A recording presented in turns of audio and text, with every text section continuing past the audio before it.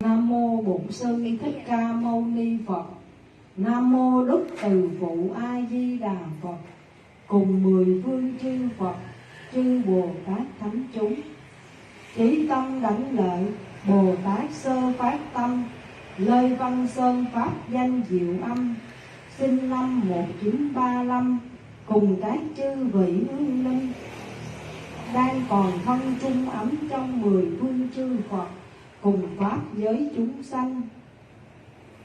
Hãy cùng đạo tràng niệm hương, niệm Phật, lạy Phật, sám hối, cầu vãng sanh cực lạc, lìa khổ được vui, vĩnh viễn thoát khỏi luân hồi, để tu tập thành Phật, phổ độ chúng sanh.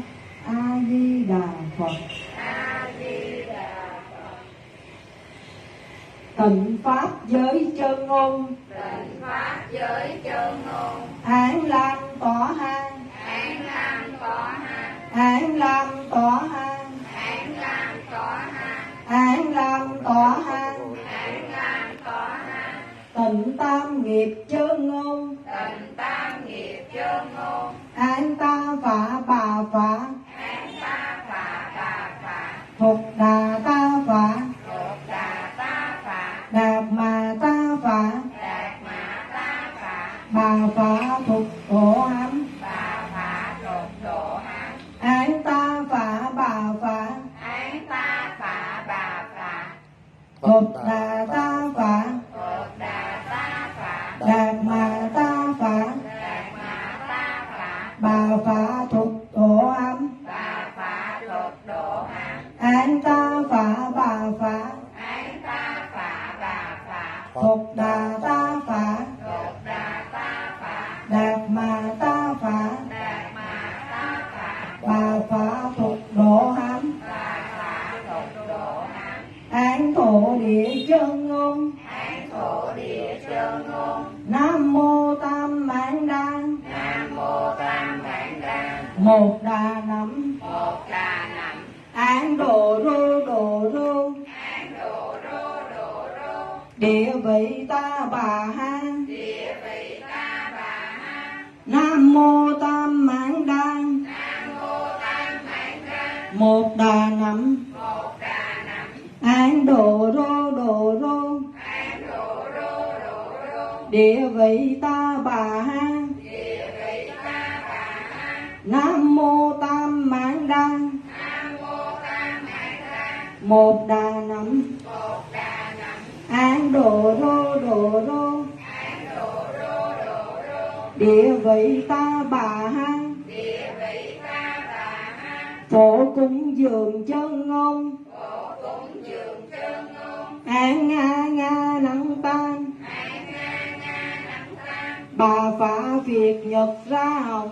bà phạ Việt Nhật ra hồng, An nga nga nắm tan, An nga nga nắng tan, bà phạ Việt Nhật ra hồng, bà phạ Việt Nhật ra hồng, An nga nga nắng tâm, An nga nga nắng tan, bà phạ Việt Nhật ra hồng, bà phạ Việt Nhật ra hồng, giới hương định hương dự huệ hương, giới hương định hương dự huệ hương, giải thoát tri triển hương, giải thoát tri kiến hương, quang minh văn đài biến pháp giới, quang minh văn đài biến pháp giới, cúng dường thập phương tam bảo tiền, cúng dường thập phương tam bảo tiền, Nam mô hương cúng dường Bồ Tát, Nam mô hương cúng dường Bồ Tát, Nam mô hương cúng dường Bồ Tát, Nam mô hương cúng dường Bồ Tát, đẳng pháp hương vô thượng, đấng pháp hương vô thượng, ba cõi chẳng ai bằng, ba cõi chẳng ai bằng, thầy dạy khắp trời người, thầy dạy khắp trời người, cha lành chung bốn loài, cha lành chung bốn loài, quy y chọn một niệm, quy y tròn một niệm, xuất sạch nghiệp ba kỳ, dứt sạch nghiệp ba kỳ, xuân dương cùng tán thán, sơn dương cùng tán thán, ức kiếp không cùng tận, ức kiếp thân cùng tận, Phật chúng sanh tánh thường rộng lặng, Phật chúng sanh tánh thường rộng lặng, đạo cảm thông không thể nghĩ bàn, đạo cảm thông không thể nghĩ bàn, lưỡi để châu vĩ đạo tràng, lưỡi đợi châu vị đạo tràng, mười phương Phật bảo hào quang sáng ngời, mười phương Phật bảo hào quang sáng ngời, trước bảo tòa thân con ảnh hiện, trước bảo tọa thân con ảnh hiện, cúi đầu xin thời nguyện quy y, cúi đầu xin thời nguyện quy y. A Di Đà Phật. A Di Đà Phật.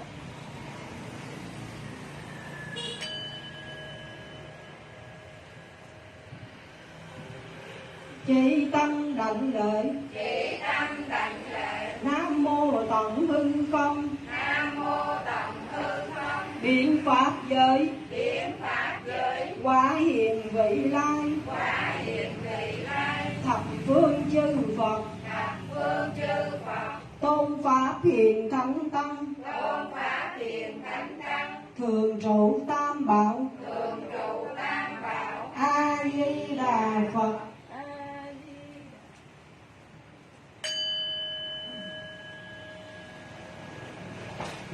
Chỉ tâm đảnh lễ, Chỉ tâm đảnh lễ, Nam mô Ta Bà Giáo Chủ, Nam mô Ta Bà Giáo Chủ, điều ngự bổn sư, điều ngự bổn sư, Thích Ca Mâu Ni Phật, Thích Ca Mâu Ni Phật, đương lai hạ sanh Di Lặc Tôn Phật, tương lai hạ sanh Di Lặc Tôn Phật, đại trí văn thù sư lợi Bồ Tát, đại chỉ văn thù sư lợi Bồ Tát, đại hạnh phổ hiền Bồ Tát, đại hạnh phổ hiền Bồ Tát, hộ pháp chư tôn Bồ Tát, hộ pháp chư tôn Bồ Tát, linh sơn hội thượng Phật Bồ Tát. linh sơn hội thượng Phật Bồ Tát. A Di Đà Phật.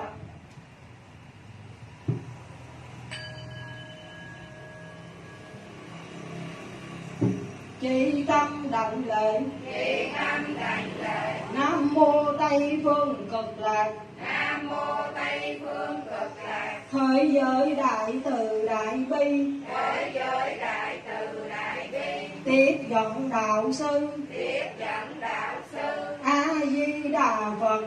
A Di Đà Phật. Đại bi quán thế âm Bồ Tát, Đại bi quán thế âm Bồ Tát, đại thế chí Bồ Tát, đại thế chí Bồ Tát, đại nguyện địa tạng vương Bồ Tát, đại nguyện địa tạng vương Bồ Tát, thanh tịnh đại hải chúng Bồ Tát. thanh tịnh đại hải chúng Bồ Tát. A Di Đà Phật.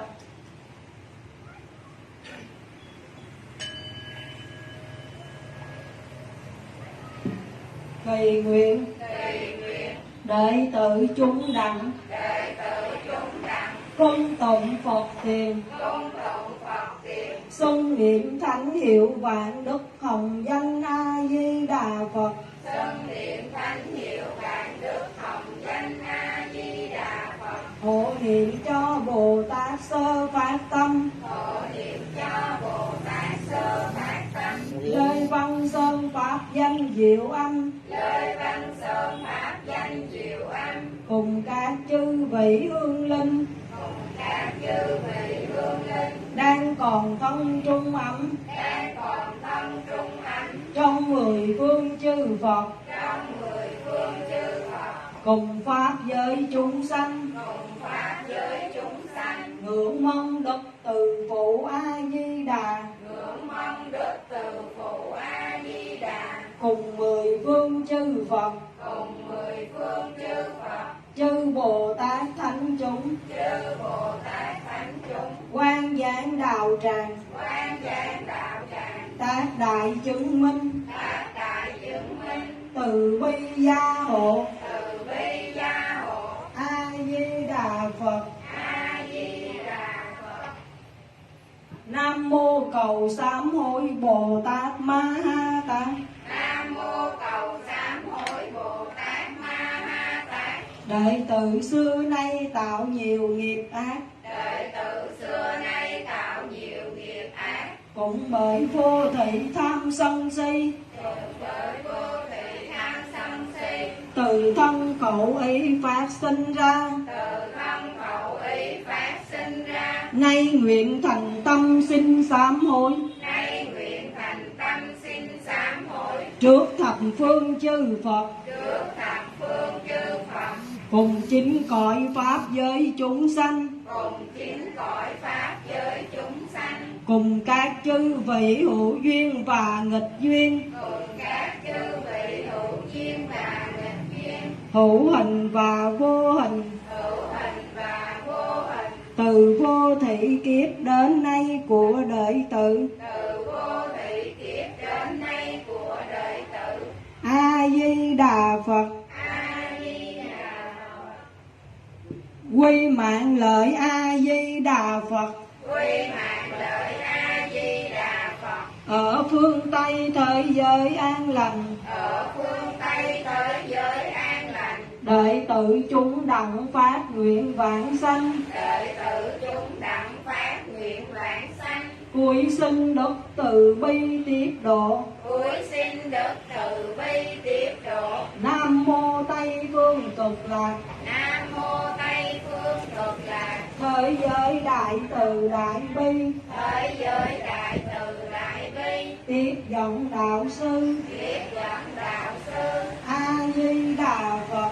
A